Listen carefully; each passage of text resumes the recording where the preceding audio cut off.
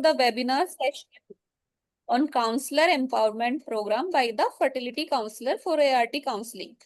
And topic of today's webinar is Introduction to Third-Party Reproduction and Clinical Challenges. For this, I want to introduce and invite Dr. Vicky Saxena, ma'am. Slide is not moving. Okay. Dr. Vicky Saxena, ma'am. Ma'am is Director, Professor and Unit Head, Department of Obs and Gynae, in charge of Assisted Reproductive Services in Lady Hardinge Medical College. Ma'am is also National Coordinator of Counselor Empowerment Program, IFS, and ma'am is winner of various medals and editor of various books. Thank you, Nisha. Thank you. Welcome, ma'am. And good evening, everyone. I welcome you all for this 8th episode of the Counselor Empowerment Program. And this is a very special focused program today in which we are going to discuss the why the patients are required to go for donor oocytes, donor sperms, surrogacy, third party. What is the third party reproduction? What are the medical indications? What are the legal implications, and how much counseling these patients are going to need? So for this, we have a very renowned Dr. Gauri Devi ma'am with us. Madam is the past president of IFS, and Madam is going to take us through the journey of how, what are the medical indications and all. And ma'am is a great, she has got so many accolades to be mentioned. And with this, I invite Dr. Nisha to carry on the program forwards and introduce Dr. Gauri Devi. I can't see her CV, ma'am. So I think Dr. Nisha, you please take over and start the program because I'm still not able to open my internet and things. So I want to introduce and invite Dr. M. Gauri ma'am. Ma'am is Director Gauri Hospital and Director Ridge IVF Group. Ma'am is President Elective Fertility Preservation Society of India. Ma'am has been a ex-Vice President NARCHI. Ma'am is member of Executive Board Association of Obstetrics and Gynecology. And ma'am has received various prestigious awards. Dr. APJ Abdul Kalam Excellence Award. Ma'am will be guiding the session through the introduction to third-party reproduction and clinical challenges. Welcome, ma'am. Thank you, Nisha, for the kind introduction. If you will take off your slide, can I share the slides? Yes, ma'am. Ma'am, we are really very happy to have you here with us today.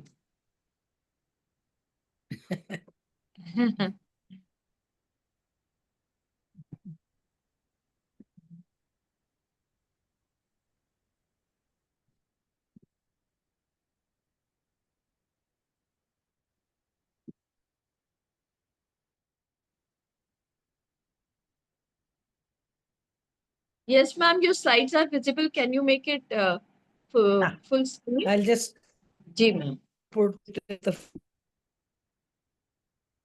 No, wait.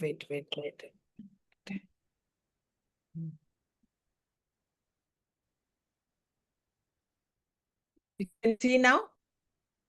Yes, ma'am, it's full screen Hello? now. Yes, ma'am, it's full screen. Yeah. We can see. Oh, okay. Yes. Okay.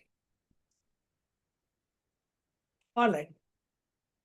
Good evening, everyone. It's today I shall be in short introduce what is third-party reproduction and clinical challenges. I just want the counselors to have an overview as to what is the third-party reproduction, what are the challenges you will face. Slide is not moving. Ma'am, just click on allow.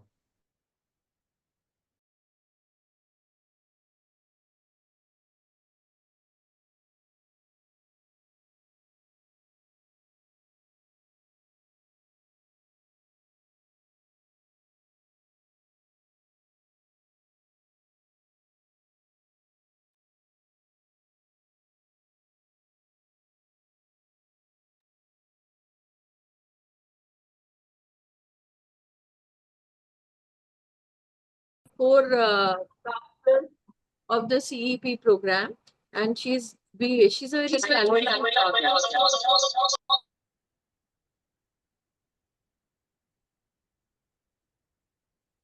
Hello. Yeah. So I want to welcome and invite Mrs. Richa Agarwal, ma'am. Ma'am will guide us through the navigating emotional impact and building acceptance in third-party reproduction. Ma'am is counseling psychologist based in Delhi with 13 plus years of experience. Ma'am is lifetime member of Delhi Psychiatric Society and Indian Fertility Society. Ma'am is author and contributed a chapter to the IFS course and published many articles and blogs. Welcome, ma'am. Thank you so much, Dr. Nisha. Thank you for having me here, and let me just share my screen. Okay, ma'am.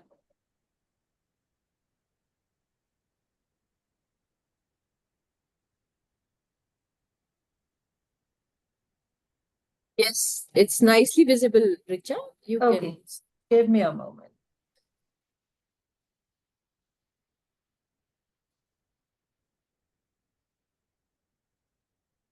Yeah. So good evening, everyone, and welcome to today's session. We are here to discuss one of the most emotionally layered aspects of fertility counseling, that is third-party reproduction, TPR, including sperm donation, egg donation, embryo donation, and surrogacy. While clinicians often handle the medical part, it is we, the counselors, who are left to walk clients through the emotional landscape that follows. And this session will equip us with psychological insights into the emotional impact of TPR, tools to help clients move from resistance to acceptance, scientific understanding of TPR, related bonding, and emotional outcomes. So what basically third-party reproduction is, I know everyone here knows about it, but if we talk it in a basic definition, third-party reproduction means getting help from someone outside the couple to have a child. This may include sperm donation, egg donation, embryo donation, or surrogacy when another woman carries the baby. So it's called third party because a third person is involved, donor or surrogate, in helping the couple conceive or carry the baby. So whenever a client comes to us, we see many common emotional reactions to TPR. So it's not just, TPR is not just a medical recommendation, as we can quote. It's a psychological disruption of identity, expectation, and deeply held beliefs. So they, like, clients come with many kind of reactions, like if they have a, why this is happening to us, like they are in a shock and denial that let's try one more IVF, like एक fail हुआ तो दूसरा करते हैं. Then there is a feeling of guilt that either of the partner is contributing to this, so they say I am failing as a partner. Shame, grief, we'll never have a child that looks like us. So these kind of beliefs, they really people carry around us, these clients. So according to a study published in Human Reproduction 2011, couples who undergo donor conception often experience higher level of unresolved grief and identity conflict compared to those who conceive through IVF using their own gametes. So as counselors, it's crucial कि हम उनकी feelings को validate करें and recognize करें that acceptance cannot be rushed. So here, let me introduce you to a concept that changed the way I look at the emotional grief and infertility. Like, it's a Pauline Boss's ambiguous loss theory. So if we try to relate it with the TPR, so ambiguous loss is a type of grief that doesn't have a closure. So it's the kind where there's no body to bury, no clear ending, and no public acknowledgement of the loss. The patient lingers in silence. And in third-party reproduction, the loss isn't of a person, it's the loss of a dream of a couple, the dream of seeing your eyes in your child, the legacy of bloodline, the comfort of biological continuity. So this is very invisible grief that society doesn't recognize. So you can't post this on Facebook and say, I lost my genetic connection today. So it stays unresolved, unspoken, and often unprocessed. So as a counselor, what can we tell the patients? We can say that, yes, we can validate what you are grieving. Not everyone can see this loss, but that doesn't mean कि ये loss real नहीं है. So always encourage patients to name the grief, give themselves space for it, and ritualize letting go, like writing a letter to their imagined biological child. There are so many things which we can try with the client. So not one thing fits to everyone. So we need to try and test and work with that. So closure in this case is a myth. We don't get over loss, we learn to live with it. This is in the linings of Pauline Boss. So next comes the barrier to acceptance. So common cognitive and emotional blocks include identity threat, like especially for men, it is very difficult like when they have to, when they have asked for sperm donation, they may see it as a emasculating. And we come across so many patients, though they are so hesitant about that. We also have one role play regarding this. So you'll get more clear picture of that what I'm trying to say. So then the cultural pressure, like societal emphasis on bloodline and heredity कि तुम्हारा वंश कैसे आगे बढ़ेगा, ये तो किसी दूसरे का बच्चा होगा. तो people, they don't know what the couple is going through, but they don't even think of the fears of other person, like what the patient is dealing with. Then the most important thing comes is the fear of disclosure, anxiety around telling the child or to the other person in the society, maybe a extended family member or anybody. Sometimes couple come and they say कि भाई हमको तो अपने parents को भी नहीं बताना है, we don't want to tell them either. So then partner mismatch, like difference of opinion in the partner, like one is ready to accept and the other one is resistant about it. So if we see this in a 2014 UK study by Glomberg et al, it shows that it found that parents who use donor gametes, they reported similar levels of bonding and attachment as biological parents by the time the child was 3 years old. So there was not much difference seen in that. So your role as a counselor might be to normalize their fears, separate the facts from the myths, and introduce the real life success narratives, the one we face in our day-to-day clinical practices. So sometimes gently reassuring them that parenting isn't about being a perfect singer or a cook. It's about showing up with love, patience, and presence. So we here are many counseling tools which we can use, although we can give certain, label to the counseling techniques which we use, but one overlaps the other whenever we are using it in a clinical practice. So one of the most famous which we use is narrative reframing. So what exactly we do here is, like, we try to change the narrative of the sometimes the inner dialogue the parents are carrying in themselves. We can like with awareness we can teach them how to deal with that narrative, like from this won't be my child to this will be our child, born through compassion and the courage which we had shown as a parent. So from what will people say to whose opinions genuinely matter in raising this child. So definitely, we as a counselor can offer stories of other families who've embraced TPR and found deep connection with the child, which they have got from that.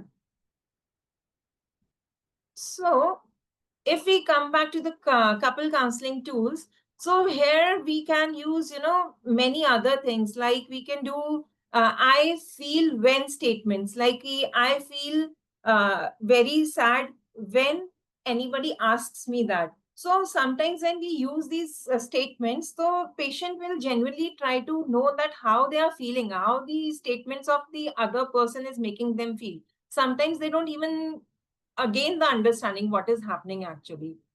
So these things like psychoeducating the patient with evidence-based support, and then other rituals which I'll be discussing in the later slides. So now with this thing, what we can do is we can provide accurate and digestible information to the client. So studies confirming that children conceived via donor gametes they really exhibit secure attachment and emotional well-being. ऐसा कुछ भी नहीं होता है कि parents से उनका attachment या bonding नहीं बनती है. So then we can tell them that how family identity is shaped through care and not genes. And moreover, we can give the tips for disclosures, like how to disclose it to the child or the family if they want to. See, we cannot make decisions for the couple, yes, but definitely we can show them the path, but the choice is theirs to pick what they will pick upon. So we can encourage early disclosure whenever possible, and children, they tend to adjust better if they always knew, but still it is the choice of couple whether they want to disclose it or not. Like they can use storybooks or they can use age appropriate language, and then we can frame the donor as someone who helped them come into the world and not a parent. So normalizing donor conception as one of the many valid ways to build a family. So if we see, families are built through love and not just DNA. And we all are professionals sitting over here, and we have experienced this. Like, we have brought up many children with surrogacy, sperm donation, and the families are having a very good, happy life.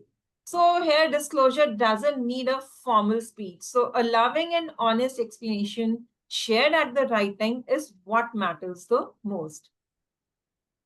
So now coming to the role of the therapeutic space and the rituals which we can guide the couples to follow. So like we position counseling as a neutral and accepting zone for processing contradictory emotions. Like, it's okay to feel grief and gratitude at the same time. Because life may good and bad, they can come together. So we can tell them, they say कि हमें अच्छा लग रहा है लेकिन हमें दुख भी हो रहा है.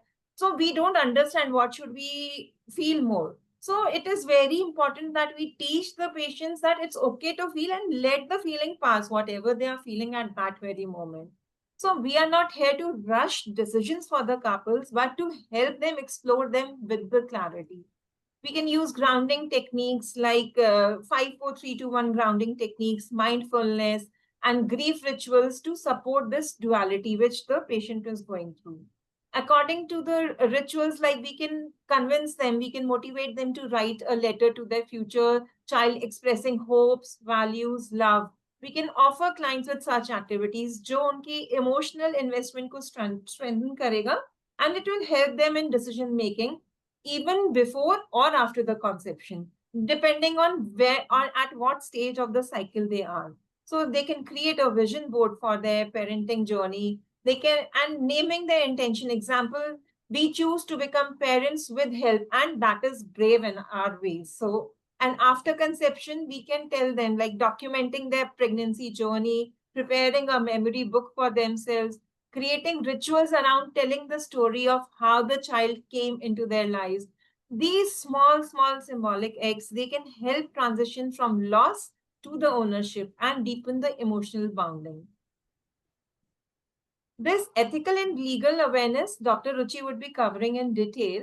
So we can have it there.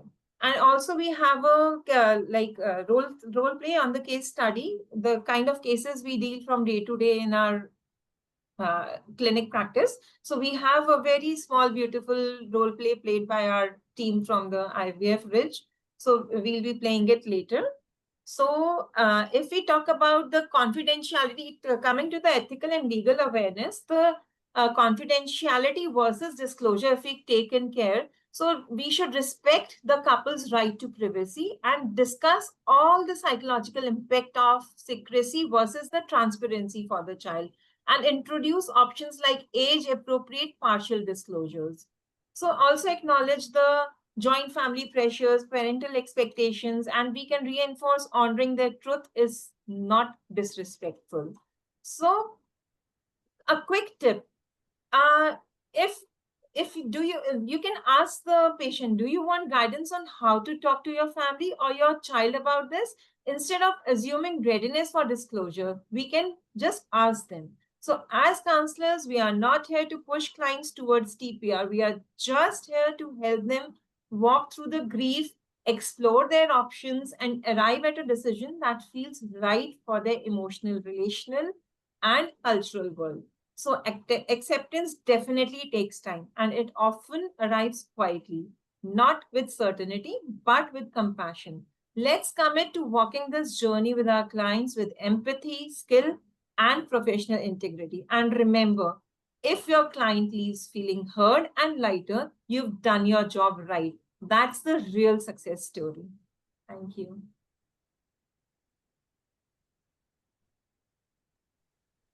Very nice, Richa. You've given a very nice overall Thank you. picture of how to deal with it. So I think at the end we can take some questions if there are any. And I would like to ask Dr. Geeta Khanna and Dr. Gauri ma'am, they are the seniors who are already present here. How do you deal actually when you have to tell a woman who has had so many RIFs and all? How do you deal and how is their first reaction when you tell them that they have to go for a donor oocyte or a donor's embryo or sperm? So, ma'am, would you like to give your insights about how you disclose and how are their reactions? I would like to know from Gauri ma'am and also from Geeta ma'am. And after that, we can have ma'am's session on what are the indications. So, Not what the first reaction is not acceptable type. You know, too much of grief. You have to actually take out time to make them in smoothen out everything. What I want to say is that you should have time for that. Actually, I call them at the time when actually I can give them time, because this cannot be done hurriedly. If you such a big grief, when the patient comes with a failure, having a history of repeated failure, and they are definitely shocked, they don't want to accept it, it has happened. So doctor, being a first counselor and the main counselor, they have to take the lead role.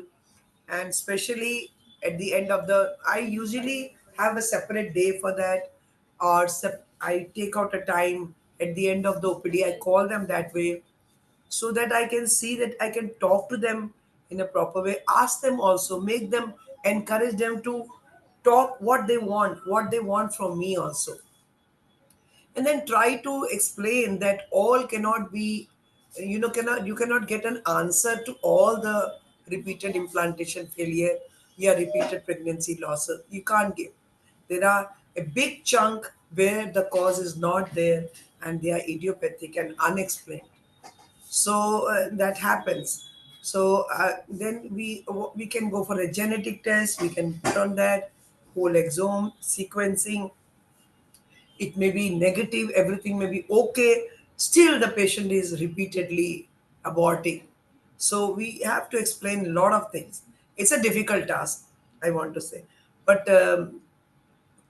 it can be done with the first thing is you have to heal the patient, heal the couple. That is important. They have lost, and then slowly, maybe in the second or the third sitting, you tell them that you may need a donor oocyte or a donor sperm.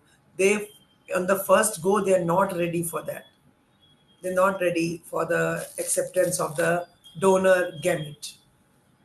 So we have found this a lot of time, and supposingly they succeed after repeated RPL, and this time they come with a very nice. At this time they succeeded after 6 repeated pregnancy losses, and this time they carried the pregnancy to term. You can understand how happy they are. So both ways you see the case, how happy they are when they succeed in the seventh attempt or the sixth attempt. The repeated pregnancy losses are there.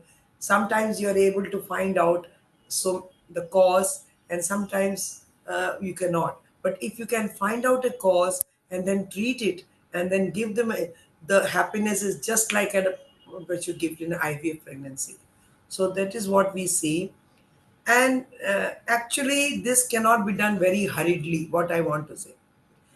Actually, it should, doctor has to give proper time. And I was very happy to see Richa. Richa did a very wonderful. I loved your talk.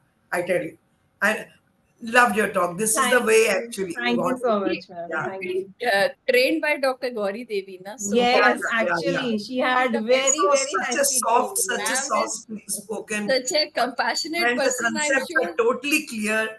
Yeah, So, yeah. Richa, you have done a wonderful work. Thank you, ma'am. Every doctor should have a counselor like you. Thank you. Gauri ma'am, we would like to know what is the difference if the problem is with the female or the male? Whom do you find has a big, blackout that they don't want to go for it? And how do you bring both of them together to go for it? Just your initial or your personal experience, ma'am. What is the usual trend? Actually, Dr. Geeta was telling about recurrent failure. Let us talk of male and female. The female has come a very low AMH. We know that even if we stimulate, either we will get one egg or two, we may not get it. Even in that case, actually, we did a study in our OPD. In the first go, if you tell them, look, you will spend all that money, you go for a donor, they don't come back. So now we have made it a routine. We tell them, first we will try. If you are able to get some oocyte from you, we will try that. Okay. That way they are ready for that trial.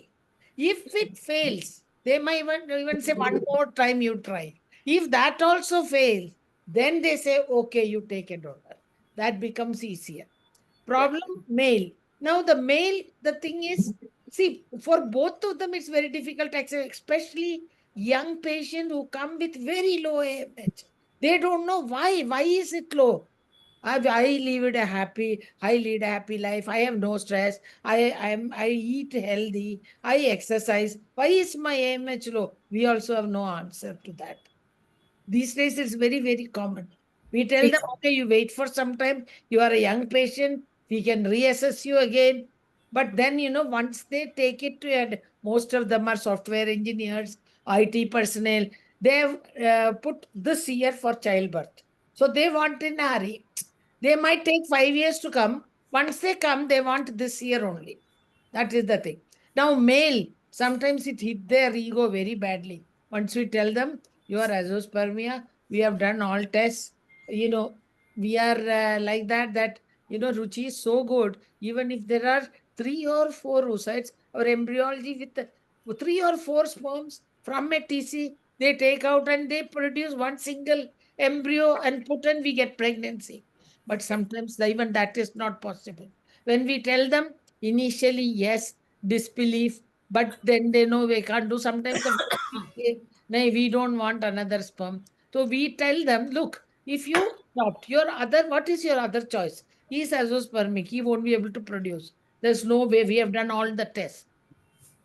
Now, if you adopt a baby, the whole genetic material is from outside. If we for egg and a donor sperm, at least half is yours. That slowly the acceptance come in. As Dr. Geeta correctly said, we have to give them time. We have to tell them, think it over and come back to us. If there is a failure, 2 or 3 times failure, then they are ready to do anything because they get fed up. Okay, doctor, if you think that is the better option, do it. This is how we go. When we are in trouble, Richa is always there. All our IVF are counseled by Richa. So And I think, ma'am, if you also get the training embryologist, is good. embryologist on board, he also explained that they are trying their best and the baby is not coming up. It's not a good quality and there are poor chances. And as you said initially, if you tell them, so Yeah. it takes time. So after 2 attempts or 3 attempts, whatever they can afford, then they will be able to soak in the idea that this is a possibility. At least they are getting something of their own. At Yeah, least like this. believe me, whether it is a poor oocyte quality or embryo quality, our senior embryologist is always with us to counsel them. Yeah. The I think photographs that's, on the computer show them that this is the state of affairs. yeah.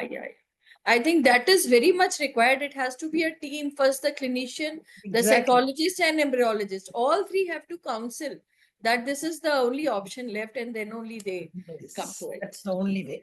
Yeah. So, ma'am, waiting for your talk. Should I talk or should we let others talk first? No, ma'am. You please, if you can share Yeah. your screen, Okay, okay. because everyone should understand the basic problems when we need the third party Yeah. reproduction. That is why we kept it as the first. So it's good that Richa came in and she gave the psychological counseling part. That was very nice. And we are waiting for Ruchi because there are a lot of questions also about the donors and all. So we Can will. you see my slides? Yes, ma'am. Nicely Oh. visible. Just Okay. your voice is also absolutely clear. All right. So the third part. Going to continue to share. The third party reproduction involves using, sperms, eggs, embryos, or surrogates to the individuals conceive. And this is what we call as sperm donation, egg donation, embryo donation, and gestational surrogacy. Now, fertility counselors play a very vital role in guiding the patient through these situations. Legal ethical consideration vary across the regions, and we have to be careful. And all the legalities, Dr. Ruchi will be talking. Someone from outside India cannot come to India for surrogacy. Only person of Indian origin from outside or Indians, they can opt for surrogacy. Now, the types are, as I told you before, sperm donation is used for male infertility. Single woman can use it, but lesbian male or single man cannot use it here in India. Egg donation helps a woman with, if there's ovarian failure, advanced age, or certain genetic conditions where her oocyte cannot be used. Embryo donation is something like an adoption, because both oocyte as well as the sperm is from outside. Gestational surrogacy will allow a surrogate to carry a pregnancy for an intended couple. Each one of these procedures have medical, legal, and emotional implications. Now, what are the types of third-party reproduction? One is that anonymous donors impact future identity rights and disclosure. Surrogates undergo rigorous assessment, legal counseling. Counselors must explain the implications of reproductive option. Cultural and religious beliefs influence acceptance and decision making. This I have already told. Now, sperm donation, to give it sperm donation, the person has to undergo infectious disease, genetic screening, psychological evaluation, whether he is willing to give this donor sperm, because that's going to produce a human being in some person, and he will have no clue where that person is. Donor anonymity is a key ethical consideration. Sperm banks will maintain records and manage the donor availability. The recipient may choose known or anonymous donors. Counselors help navigate emotional implications of donor conception. Ethical guidelines promote transparency and informed consent. Coming to oocyte donation, what are the challenges? Egg donors are selected based on health, genetics, and psychological stability. Donors will undergo, in our setup, how does it matter? We get how do we go about it? We get a donor, the donor is referred to us from the the ART bank. Now we assess how she is. We cannot go into her intelligent quotient and all. We see question answer, not that she's not a dad, she smartly answers the question. All the testing is done by the sperm bank, infectious disease screening. Sometimes those who come from abroad, they ask for a extended genetic screening, which is available in India, that costs them something like anything from 32 to 50,000. But we can do all the genetic screening also. Now, matching donor and recipient characteristics, if possible, it's important. And long-term follow-up of donors, it is limited but necessary. Now, embryo donation involves This we cannot do now. Previously, unused embryos from IVF used to be transferred. Now we cannot, unless the couple specifically says that we would like to give it for donation. Otherwise, we are not using any unused embryo. They are perished if the couple doesn't want. Then legal contracts define parental rights and responsibilities. Storage and disposition of embryo require very careful planning. I am not going to the ethical aspect and the legal aspect much. There will be a complete lecture. Gestational surrogacy, what are the process and pitfalls? Gestational surrogacy involves a surrogate carrying a pregnancy for others. Surrogate as such, this is for the counselors, they do not have contribute genetically to the child. A gestational surrogate cannot be an egg donor, mind you. Both the gametes are from the outside, usually from the intending couple. You completely medically screen the surrogate.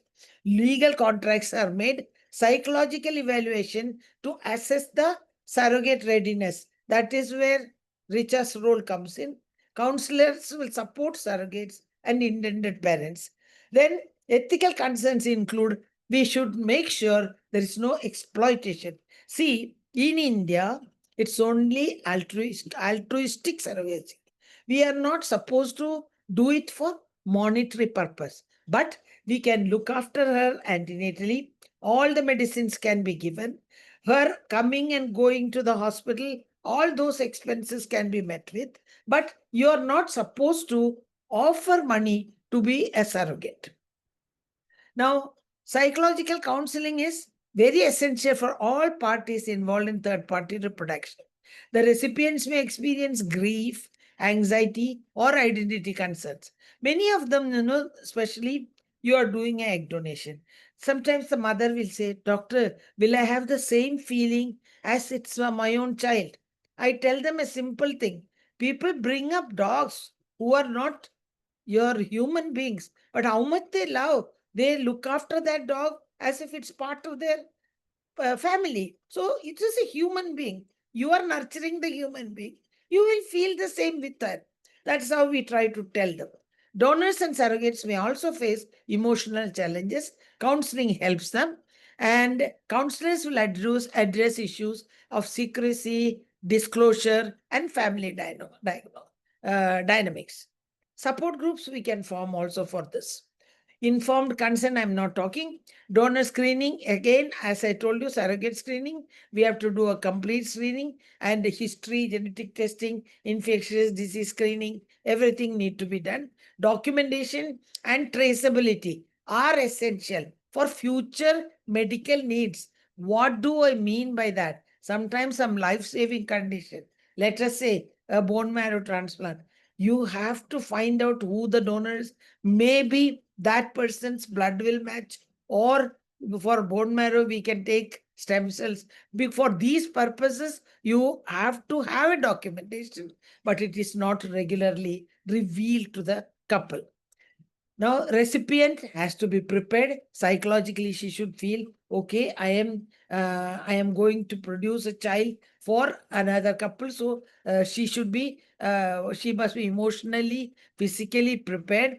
Mind you, though they have said it is, I cannot say in the open forum, they say it's all altruistic and all that. Your own sister and sister-in-law may not be ready. There is a woman who is ready, and she will expect something in return, whatever you give. Now, recipient may face social stigma or family resistance. Cultural and religious beliefs may influence readiness and acceptance. So in all this, the counselor's role is very important. What about cross-border reproductive care? As I told you, a foreigner couple can come to India, get a routine IVF done, but they cannot come to India for surrogacy. And the cross-border is driven by legal restriction, cost, or availability. Ethical concerns include exploitation, informed consent, quality of care. And one more thing here I would like to tell you is that when they come, make sure they come on a medical visa, not on a tourist visa. They come on a tourist visa, we cannot treat them. And international guidelines aim to promote ethical and safe practices. Legal frameworks I'll skip. And what are the ethical dilemmas? Donor anonymity, compensation, and autonomy. Balancing the rights of donors, recipients, and offspring. Commercialization raises concern. Counselors must navigate conflicting values and cultural norms. Power imbalance may affect decision making and voluntariness. Equity in access to services is a growing concern. Ongoing dialogue is needed to address the emerging ethical issue. As we evolve, more and more issues will come, and from time to time, we have to solve it. Religious beliefs significantly influence the attitude towards third party. This community is Muslim community. They do not take either an egg donor or a sperm donor. So there are certain religious beliefs. So, and some of the Christians, I think it's Catholic, they don't believe in IVF. They don't, that's for them it's an unnatural birth. So these things we have to take into consideration. So long-term outcome for the offspring. The research on donor-conceived individuals show varied psychological outcome. Disclosure about donor origin is associated with better adjustment. Identity development may be influenced by the knowledge of genetic origin. Long-term studies are needed to assess health and well-being. We have to, whatever we are doing, keep it on a long-term basis and then publish. Then counselors play a role in supporting offspring and families over time. I'll skip this because I've taken a lot of time. What are the emerging technologies in these third-party, reproduction? New technologies are coming. You can have a 3-parent baby. What is it? There is a mitochondrial problem which can get transmitted to the offspring. So you take a normal mitochondria. Into that, there are 3 cells. One is the sperm, other is the patient's oocyte, third is the donor's oocyte. So donor oocyte mitochondria is normal. Take out her nucleus, put the patient's nucleus into it, and then the husband's sperm. So that is a 3-parent baby. Artificial gametes and gene editing are under investigation. And ethical and legal framework must evolve with technology. Counselors must stay informed about emerging trends. Education and dialogue are key to responsible innovation. Fertility counselors are very important. They provide emotional, ethical, informational support. They help the patient navigate complex decision and emotion. Counselors facilitate informed consent, disclosure planning. They support donors, surrogates, and recipients throughout the process.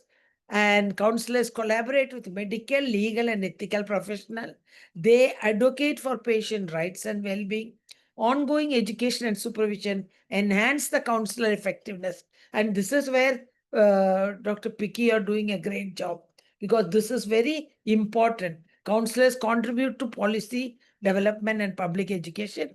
Their role is central to ethical and compassionate reproductive care. So, future directions, what are they? Third-party reproduction offers hope to many families. It raises complex clinical, ethical, and legal challenges. Fertility counselors are essential in supporting informed and ethical care. Education and training enhance counselor effectiveness. Technological advances will continue to shape the field. Global collaboration can promote ethical and equitable practices, which IF is trying hard. Every year, we have 2 or 3 counselors coming, sometimes from England, sometimes from Australia. Patient-centered care and transparency are key principles. Future of third-party reproduction depends upon responsible innovation and compassionate support. Thank you very much. Thank you so much, ma'am. It was a very insightful dealing with all clinical points, ethical points, some of the legal points, the future direction, everything. I think it was a beautiful talk. And you have cleared so many, misconceptions and all that. The surrogate needs to have at least, for the surrogate intending couple needs to have at least either the sperm or the ovum, how they can get their for the surrogacy. It's not that both the gametes need to be taken from donors, and what are the legal things we will be talking about, but the new things, the three parent idea is also very, very new. I also did not know about it. And thank you so much, ma'am. Ma'am, I just wanted to ask, do you think the surrogate person, the sister or the bhabhi who is coming, they are actually not getting any money also? It's supposed to be altruistic, and probably in the family, many of them are being forced. So do they also need lot of counseling? Richa, this question is for both Gauri ma'am and you, because to carry someone's baby without any, benefit to them, not even monetary, it's only the medical cost, the indemnity that they are getting for 36 months. So how do you deal with them, or you don't have to deal with them at all, ma'am? Once in a way, like, once there was a woman, she was asked to give up her baby to her sister-in-law. She actually gave that baby for adoption. She went through a very tough time afterwards. She was feeling very bad about it, but the mother-in-law forced her to do it. We do Yeah. it once in a way, but now, the women are also evolved. They put their foot down. They say, we are not giving. I will not carry the baby for someone else. So that is why altruistic becomes very, very difficult. Very difficult, ma'am. Who Very will agree without any monetary Exactly. or any other benefit? It is so difficult. Exactly. It's very difficult. So I'm sure, I don't know, you might remember, Richa, any patient whom you had counseled? Not yet, ma'am. इस type का कोई नहीं. Patient को but- किया, but not a surrogate. Altruistic Okay. surrogate. Yeah. Not yet. But I think it would be a great help to, if Yeah. somebody is being forced. एक बार I remember there was a couple, like, so I really don't know what happened at the last. Like, they came, she was forced to take the, like, act as a surrogate, and she came to me individually and said, मैं नहीं बनूंगी. I will not. Yeah. Oh my They God. put their foot down. They So say much of no. exploitation unnecessary. So They we do. cannot force anybody for this. Yeah. actually. No, the According government to says the law, you can't. it becomes very difficult. Very Picky. difficult. Very Very difficult. difficult. Okay, ma'am. Any other Dr. Geeta, ma'am, or anybody else would like to? Nisha, would you like to share any input? Or Any counselor around who wants to ask? No? Dr. I think Nisha we can keep the questions for the last at the because end. we are running Because short of time I think already. there are a lot Dr. of Ruchi's questions का for the रह गया legal. अभी. Legal के बहुत सारे questions हैं, queries हैं, Hmm. which I'm sure Dr. Ruchi is going to enlighten us with. What is the Yeah. procedure? What are the forms to be filled? कौन donor बन सकता है? कौन surrogate बन सकता है? Their age, how do you select them? So, waiting to hear from Dr. Ruchi. So, Yeah. Dr. Nisha, you can introduce Dr. Ruchi. Yes, ma'am. Now moving to the next session of the webinar, that is a legal framework and paperwork in third-party reproduction, for which I want to invite Dr. Ruchi Huda ma'am. Ma'am is consultant reproductive medicine in Ridge IVF and Gori Hospital. Ma'am is MBBS, MS, DNB, MRCOG 2 and FNB in reproductive medicine from CIMAR, Kerala. Ma'am has been awarded with various medals and Best Paper Award. Ma'am has published various national and international papers and presented research paper in various prestigious articles. Welcome, ma'am. So much. I would like to share my screen now regarding this.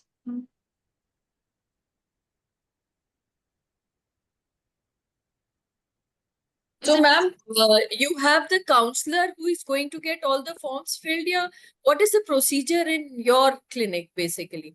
Or the students are getting the forms filled? Who does that work?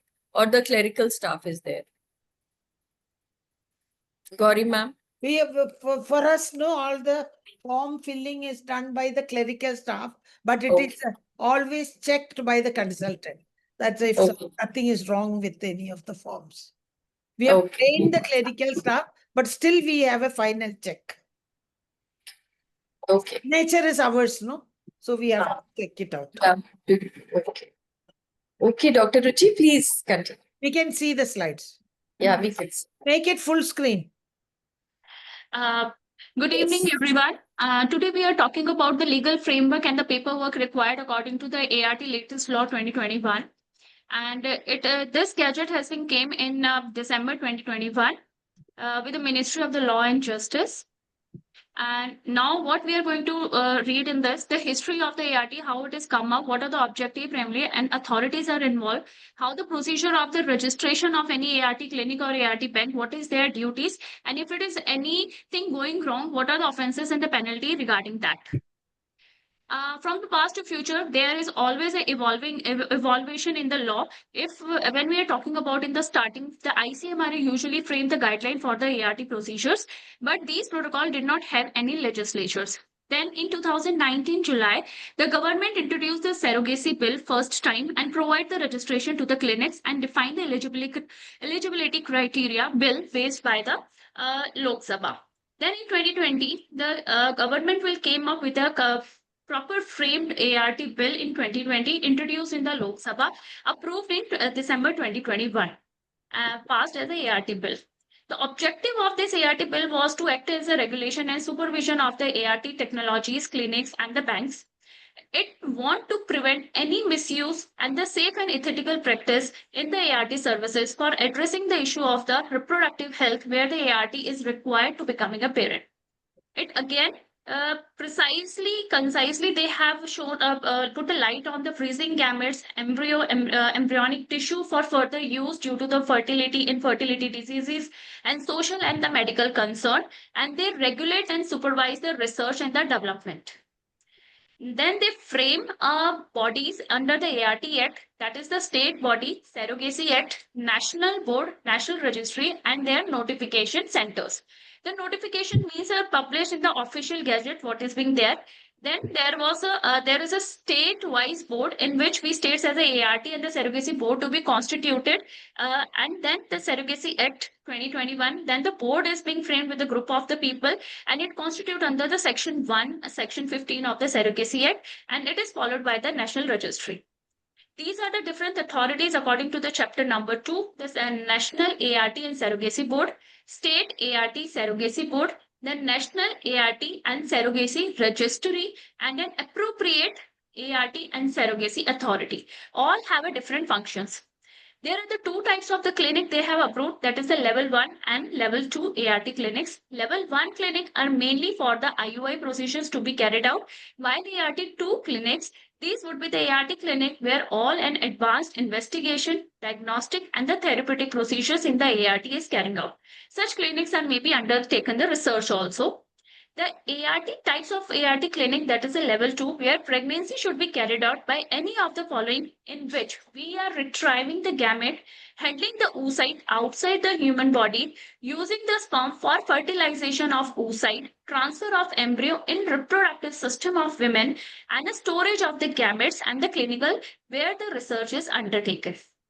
There is the Act also defined the particular staff that has been required for a ART clinic.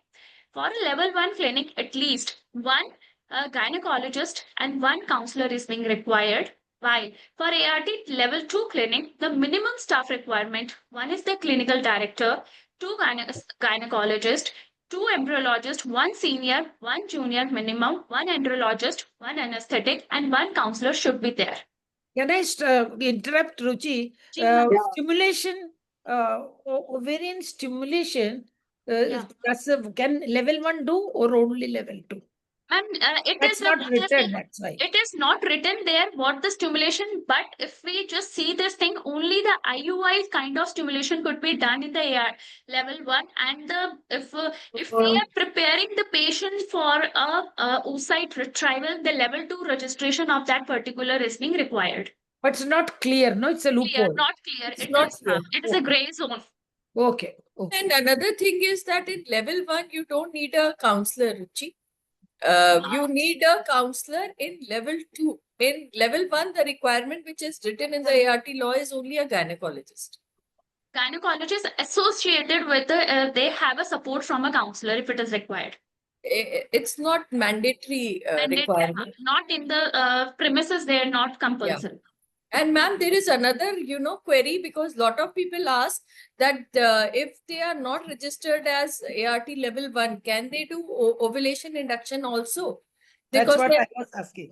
yeah, appropriate authority and the RTI people say that you are assisting in reproduction. So that should also come. But if they are not doing anything to do with gametes outside the body, then I don't think it should be included. That is a gray zone. Yeah, yeah, that is Not In the court specified of law, according you to the law. can, yeah, specific. carry on. Then the qualification of they have defined the specific qualification required for the staff. The gynecologist should be the medical postgraduate in obstetrics with performing the 50 ovum pickup under the supervision of the ART specialist or the MD, fellowship in reproductive medicine or the doctorate in the medicine, and the experience of not less than 3 years. They should understand the causative factor of the male and female infertility, knowledge and practice of diagnostic method to be used, endocrinological chronology disorders they should know, ultrasound they know, and the principle of the various stimulation and the various complication handling. The responsibility at a ART clinic of a gynecologist is to take a complete proper history, proper interview, physical examination, test, and the appropriate test interpretation of the test and treating the particular medical disorder, along with the endoscopy and the ultrasound for the diagnostic and the treatment. ART procedure and maintenance of the record is also very, very important.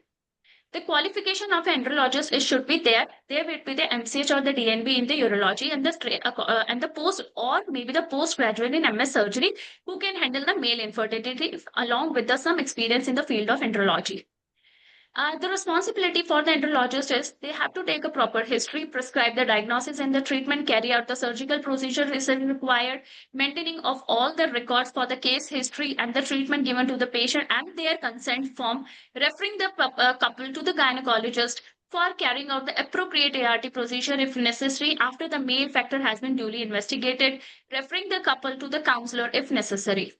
The qualification of the embryologist, there should be one senior and one junior embryologist. The senior embryologist should have a degree in the clinical embryology, postgraduate degree, along with a 1 year laboratory experience in handling of the human gamete or embryo, or a MBBS or a postgraduate in any medical sciences, clinical embryology, biotechnology, and veterinary sciences, reproductive biology, with minimum of 1 year on site, along with a 2 year experience in working embryology lab. While a junior embryologist, after doing a degree in the life sciences, biotechnology, reproductive biology, veterinary science with 3 year experience in the relevant field or a postgraduate in life sciences is included. The responsibility of an embryologist to ensure all the necessary equipments and the present and they are in a functional position. They have to custody in all the laboratory and the function of the lab. They perform how to process, handling, and culturing the gamete and embryo in the laboratory, hand over the embryos to the gynecologist, and maintenance of the record. A counselor should have a degree of social science, social work, psychology, and the life sciences or in medicine. It should be a member of a staff of ART clinic or a bank who is not engaged in any other full-time activity in the clinic can act also as a counselor. And there should be one anesthetic and a director who will be the postgraduate in medical or life sciences or in management sciences. They're the particular, according to the ART law, they have defined the particular equipment should be present in the ART level clinic 1, like the centrifugation machine, ultrasound, laminar flow, binocular, microscope, incubator, sperm wash, and the refrigerator. While in the level 2, they have defined the proper, there should be a proper facility for control the temperature and humidity. Air handling unit should be there. Proper exchange of the air should be. Wall and the floor of what material they have been. Laminar flow bench with a thermostatically controlled heating plate, microscope, micromanipulator, incubators, laboratory centrifuge, equipments for the freezing, and the liquid nitrogen can, which should be screen negative and infected sample should be separated. Along with there should be a pharmaceutical refrigerator, test tube heaters, plates, heating blocks, biometric anesthetic station, basic resuscitation equipments, and the VOC controller, that is a photo ionization detector should be there. These all are the basic facilities at the ART clinics, like general requirements, laboratory services, requirement of the clean area of the class 1000 IUI room, semen collection room, sterile area, autoclave room, operation theater, IVF culture area, laboratory, and the embryo transfer laboratory should be there. How we should register? There is an application fee according to the ART bill. If we want to register a level 1 ART clinic, the 50,000 rupees should be deposited at the time of the application. 2 lakh rupees for the level 2, and for ART bank 50,000 rupees is being registration charges are there.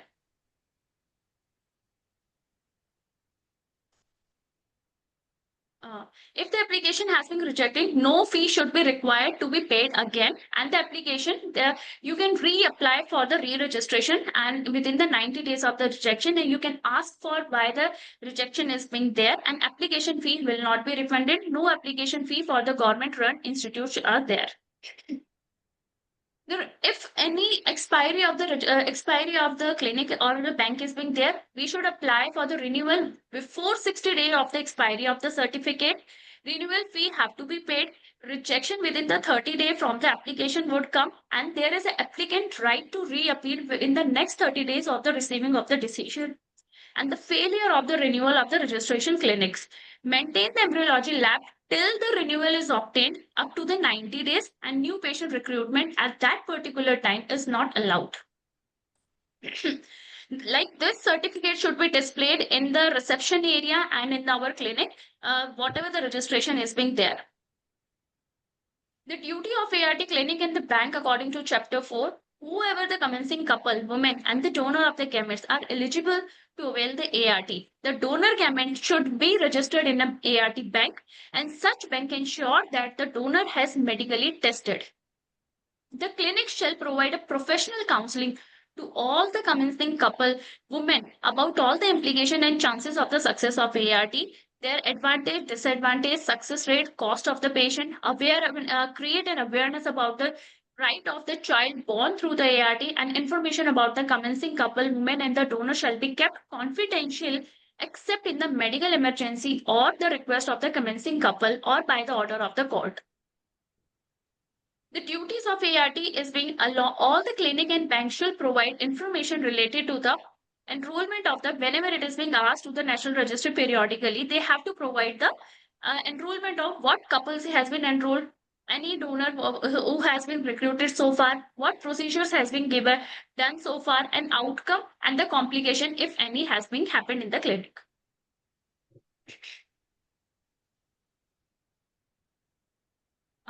Slide is not moving. Dr. Ruchi, it will be great if you can come to the third party reproduction today. We were not aiming for the whole ART, that will be very, very extensive. So please come to this is what we. The eligibility criteria for the commencing couple, the married couple or the single woman, the women who are 21 to 50 year of age, men 21 to 55 year of age, they should be a married couple, must be infertile and suffer from proven medical conditions. Single men are not to avail such services, and reason because they are not allowed to adopt a child also. For the donor criteria, the semen for a male of age between 21 to 55 years, oocyte donor should be between 23 to 35. They should be married at least with a one child at least 1 year old. They only once in a lifetime they can donate, and not more than 7 oocytes should be retrieved. But whatever the extra, we should retrieve it, but not more than 7 should be given to the commencing couple. All unused oocyte preserved by the bank for the use of the same recipient or given for the research for seeking written consent from the commencing couple shall not supply the semen of the oocyte for single donor to more than one commencing couple. We should go for a medical examination of the donor with the cassettes of the test and the separate storage facility for the seronegative and other infective patients. Again, for the duties in this, retrieval not more than that, but all follicles should be not more than 3 oocytes or embryo transfer in one cycle, and gametes and they derived from more than one man or woman should not be used during the cycle. There is no mixing of any two individuals during the process. Embryo shall not be split using a twinning to increase the number of available embryos, and do not use the ovum that are derived from the fetus in process of IVF. The insurance coverage should be necessary whenever the intending couple or women purchase a journal health insurance coverage in the favor of the donor oocyte. It approximately a month of 12 months from an insurance company, sufficient amount to cover all the expenses for all the complications arising during the oocyte retrieval. The storage should be done in the different divisions, positive, negative screen, and at the quarantine. The storage should be done in a manner of the control condition with a minimum risk of contamination. With the procedure, center should have a emergency situations at that time. And with all the case records, consent, laboratory result, ultrasound slides, and a recommendation letter should be preserved up to the 10 years from the completion of the procedure and send the complete report on the each month of the 5th day of the national registry. All the consent forms should be maintained by the ART clinic or the bank, and these applications require the complete application form, a copy of the counseling report, and there is a different forms is being available according to the ART bill. That is form signed by the couple and woman, IUI, husband semen, donor semen, freezing gametes, freezing embryo, and the consent to be withdrawn, oocyte retrieval, and the posthumous retrieval of the sperm. All consent should be maintained. Their consent of the donor sperm and their consent for the donor oocyte is being available. And these consent forms are available in the ART bill. I'll share the link for that. And the consent for the posthumous use of the gametes.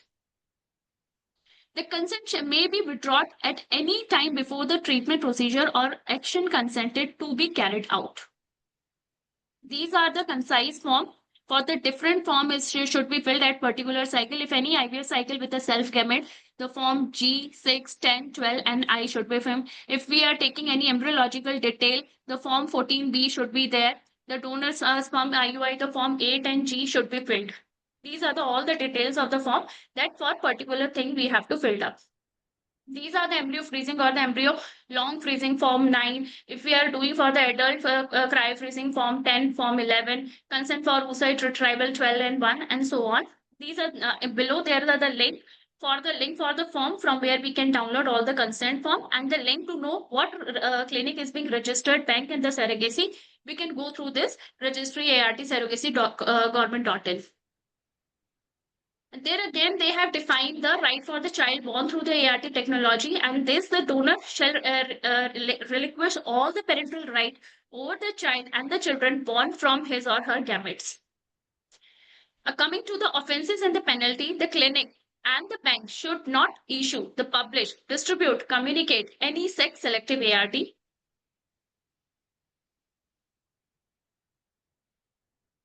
And there is an imprisonment of not less than 5 years, may extend it up to 10 years, and along with the fine not less than 10 lakhs and may extend it to the 25 lakhs or with the both, if any sex selective ART has been done. The other offenses and penalty according to the ART law: abandon, disown, exploit the child or the children born through the ART, any sell human embryos, gamete purchasing, trading, import of the human embryo and gamete, exploitation of the commencing couple, woman or the gamete donor in any form, transfer of the human embryo in a male person or in animal, or any research person, or sale of any human embryo or the gamete. Any medical geneticist and the gynecologist are being any person shall not do all these things, and the offenses, for if they are doing the first offense, the fine will be not less than 5 lakhs, may extend it to the 10, and if they are doing the repeated offense, the imprisonment not less than 3 years and may extend it up to 8 years, and along with the fine of not 10 lakhs to 20 lakhs. The court in which these penalties offenses is being discussed are the Metropolitan Magistrate or the Judicial Magistrate of the first class or above shall try any offence punishable under this Act, and all the offences under this Act shall be cognizable and bailable, non-bailable. Now coming to the Surrogacy Regulatory Act.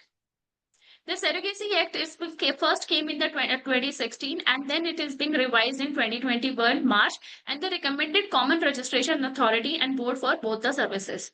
There are the different Surrogacy Act, they have divided into further chapters, and they have given a specific definition to the surrogacy. That means where a woman gives a birth to the child for intending couple with the intention to hand over the child after the birth to the intending couple. It should be the altruistic, there where there is no monetary compensation, while commercial surrogacy is being banned, where the benefits and the reward is given to the surrogate or for the basic medical expenses and the insurance coverage. The bill prohibited any kind of the commercial surrogacy. There are the certain indication that has already been discussed. The eligibility criteria of the intending couple. The couple should be married, The wife age should be between 23 to 50 years. Husband age should be 26 to 55 years. Or the intending woman, the Indian woman who is widow or a divorcee for an age of between 35 to 45 year of age, like these single women are allowed to go for surrogacy. The intending couple should not have any surviving child biologically or through the adoption or through the surrogacy. This is not including any mental or physically challenged child or if suffer from any life-threatening disorders. The couple has a medically necessitating conditions. They should have a proof of marriage certificate, divorce, and the death certificate. The surrogate mother should be between the age of 25 to 35. She should be married, one child of her own. Husband consent is must. The surrogate mother should not donate any her own egg, and she should be a surrogate once in her lifetime. Not more than 3 embryos should be transferred when first embryo transfer is failed, and screening of the surrogate mother within the 3 months prior the embryo transfer. The screening is being required. There should be an insurance of the 36 months for the surrogate mother for the commencing couple or the woman from the insurance company include all the medical expenses, delivery, postpartum expenses, traveling and traveling expenses. The strength of the ART Act is they cover important aspect of the research and in ART and provide the guideline, inclusion of the PGT and sex selection, and they have ensured the direct targeted delivery of the subside and the benefit to the gamete donors and the surrogate. They have a strict penalty and offenses as being they have discussed, provision to the protection of the authorities and the doctor for the action done in good faith.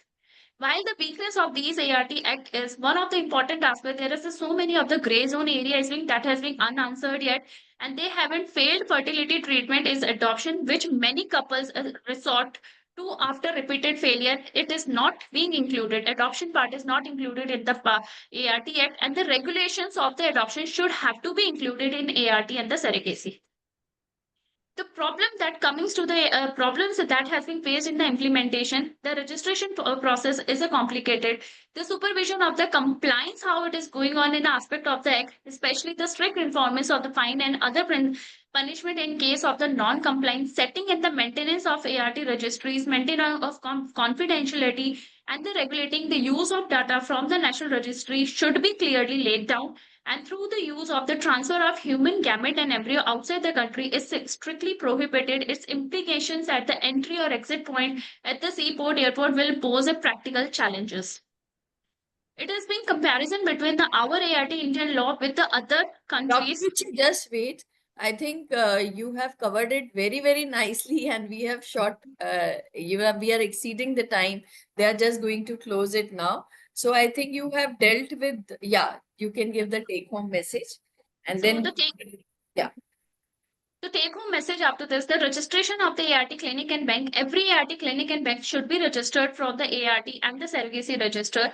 Eligibility criteria should be well followed in the infertile couple. The wife age 21 to 50, husband age 21 to 55. The eligibility criteria for the donor, the semen for the male age 21 to 55, egg donor should be 23 to 35. They should be once in their lifetime should be donor and not more than 7 eggs should be donated for a couple. And the condition for offering the services, they should be conducted only by the written consent. The child of the born through the ART should be well defined. A donor will not have any parental right over the child, and the ART clinic and bank maintain their record for all the donation for at least the 10 years after the which the record must be transferred to the national registry. Offenses and penalties should be taken care.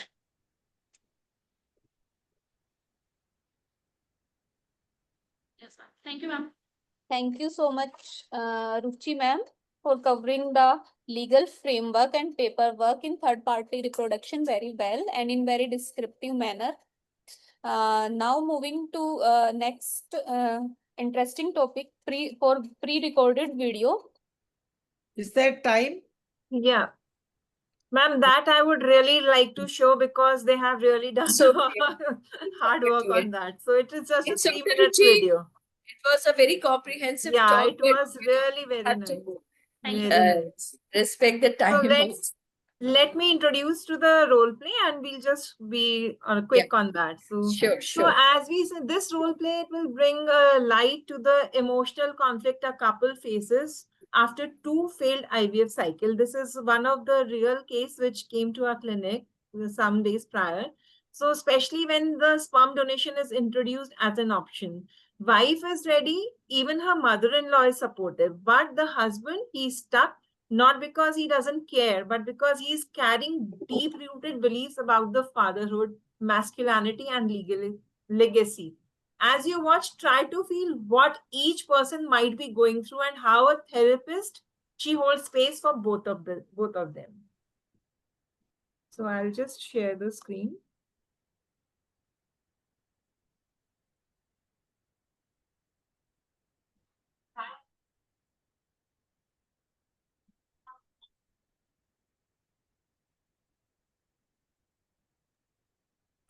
Volume. We can't hear anything. I'll just see. Maximum hai.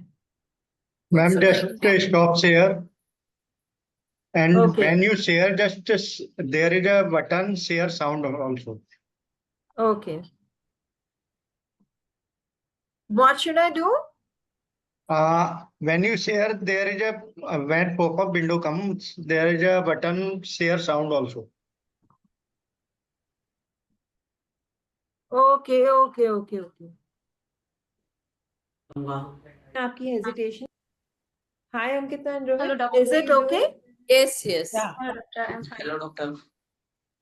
No कि जो आपकी ये journey IVF की बहुत लंबी और emotionally draining रही है, ये स्पेस आप दोनों के लिए है जहां आप फ्रीली, ऑनेस्टली और बिना किसी जजमेंट के हमसे बात कर सकते हो. आज आप दोनों कैसा फील कर रहे हो? डॉक्टर, ऑलरेडी हम 2 आईवीएफ साइकिल करा के आ चुके हैं और दोनों ही फेल हो चुका है. अब डॉक्टर्स का कहना है कि हमें डोनर स्पर्म लेना पड़ेगा, जिसके लिए मैं मेंटली प्रिपेयर्ड हूँ. एंड रोहित की मम्मी भी इस चीज के लिए रेडी है, बट रोहित रेडी नहीं है. डॉक्टर, मैं इस बात से एग्री नहीं करता. मुझे एक्सेप्ट करने में प्रॉब्लम है कि मेरा बच्चा किसी और के जीन्स से होगा. वो मेरे जैसा दिखेगा ही नहीं. लोग क्या कहेंगे, मैं क्या फील करूंगा. आपकी हेजिटेशन पूरी तरह से समझ सकती हूँ. ये डिसीजन बहुत ही पर्सनल और सेंसिटिव होता है, पर क्या मैं आपसे ये पूछ सकती हूँ कि आपके लिए फादर होने का मतलब क्या है? फादर होने का मतलब है बच्चे को रेज करना, गाइड करना, अपने वैल्यूज देना. लेकिन इसका मतलब ये भी है कि उसमें मेरा एक हिस्सा हो जो यहाँ नहीं होगा. जो कह रहे हैं रोहित, वो बात कर रहे हैं आप लव, प्रेजेंस, वैल्यूज की. वही तो फादरहुड की असली फाउंडेशन है. डीएनए सिर्फ लाइफ देता है, पर रिलेशनशिप लव से ही बनता है, और वो लव आपसे आता है, आपके जीन से नहीं. मैं तुम्हारे साथ हर एक साइकिल, हर एक इंजेक्शन, हर एक डिसअपॉइंटमेंट में मैं तुम्हारे साथ रही हूँ. पर मैं कितना वेट करूँ? मैं तुमसे तुम्हारा सपना छोड़ने के लिए नहीं बोल रही हूँ, बस मैं माँ बनना चाहती हूँ. बस ऐसा लगता है कि अगर हम डोनर स्पर्म के साथ आगे बढ़ते हैं तो मैं फेल हो गया as a man, as a husband. Infertility ना एक फेलियर नहीं है, ये एक मेडिकल कंडीशन है. ना आपने चूज किया है, ना अंकिता ने. इससे आपकी मैस्कुलिनिटी का क्वेश्चन मार्क मत बनाइए. इसे उन सपनों का सवाल बनाइए जो आप दोनों मिलके एक साथ जीना चाहते हो. मैंने काफी कपल्स के साथ काम किया है रोहित, और जानते हो बचपन में बच्चे क्या याद रखते हैं? डीएनए नहीं, वो याद रखते हैं कि जब वो गिरे तो किसने उन्हें उठाया, किसने उनका स्कूल का फंक्शन अटेंड किया, और किसने उन्हें हिम्मत दी जब वो टूट गए थे. लेकिन क्या बच्चा कभी फील करेगा कि मैं उसका रियल फादर नहीं हूँ? सिर्फ तब जब आप उसे ऐसा फील कराओगे. बच्चे कभी ये नहीं पूछते मेरे जीन्स किसके हैं, वो पूछते हैं मेरे साथ सबसे मुश्किल वक्त में कौन था. मुझे नहीं पता मैं अभी रेडी हूँ या नहीं, लेकिन इतना जरूर है मैं हमारे सपने नहीं तोड़ना चाहता. हम इस बारे में एक बार फिर सोचेंगे. मैं यही तो सुनना चाह रही थी कि हम लोग एक टीम. यही पहला स्टेप होता है, एक दूसरे को सुनना और अनकंफर्टेबल मोमेंट्स में भी कनेक्टेड रहना. इस जर्नी में जल्दी नहीं, ये हीलिंग, एडजस्टमेंट और फाइनली मिलके सही डिसीजंस लेने का प्रोसेस है. एक्सेप्टेंस कोई स्विच नहीं होती, ये एक इमोशनल जर्नी होती है. एज काउंसलर्स हमारा काम ये नहीं कि क्लाइंट्स को फोर्स करें, बल्कि उन्हें जेंटली पॉसिबिलिटीज दिखाना है, विद कंपैशन, क्लैरिटी और केयर के साथ. think very nicely shown. Yeah. Emotions and That is, impact. I just wanted, they really did hard work to, produce. Very it. nice. So I Very wanted- nice. Very well done. Okay, thank you so much. Thank you, Ruchi ma'am, for such an insightful and engaging video on this sensitive topic. Now, I want to thank our esteemed teacher and experienced teacher, Dr. M. Gori ma'am, Dr. Pikki Saxena ma'am, Dr. Ruchi Huda ma'am, Mrs. Richa Agarwal ma'am, for such an interesting and insightful webinar on the third-party reproduction. Thanks to Dr. Geeta ma'am. Ma'am, are you there? Will you like to say goodbye to everyone or thank? Before we wind up, I want to Yes, ma'am. thank the Yes, I'm there. Goodbye. Very, very nice session. I really love all of them are very good in their talks. Especially your counselor as well as The whole embryologist. team of Gauri ma'am. I think it was an Yes. excellent team. Ma'am has The leader, given the so leader much, is yeah. good. So the leader is good. So That is the why the juniors whole are team also is good. Thank you That's for excellent. what. winding up. No, I want to thank the two patients who were in that this Man, thing. they are really our need embryologists. applause. They are Yeah. our Really need embryologists. applause. So I Both think of so them. two claps Yes. to them also. Yeah. Yeah. Yes, Very let us well clap for enacted. them. Clap Very for them. well Yes. enacted. Very well acted. Yes. And Richa की भी बहुत अच्छी counseling थी.